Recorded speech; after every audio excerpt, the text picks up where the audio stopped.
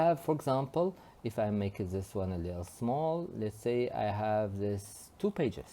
Okay, let me just make it a little, go into the insert, I make a blank page, make it in the new page, and this one in here.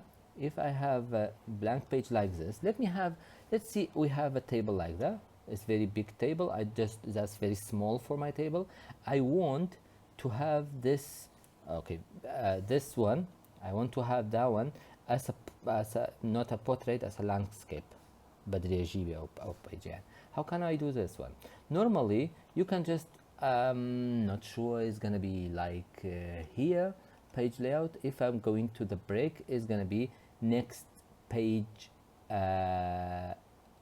insert a section break and start a new section for the next page. Look at this, it's gonna make a new page for you.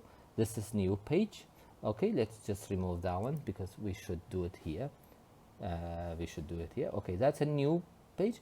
When I'm changing this one to the landscape, it's automatically change. Of course it's not changing this one, but it's changed the others after this one. Okay, I don't want to change this one, that's why I'm just repeating what I already done it before.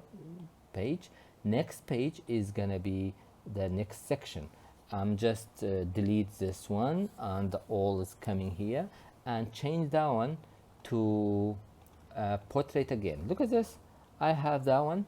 Normally I can insert my table easily doing like this. This is a portrait, this is a landscape, this is a portrait. This is very useful for you. This is very useful. Sometimes you need it for your report. You have a big image or a table, you can just show it like this. I hope it's be very clear.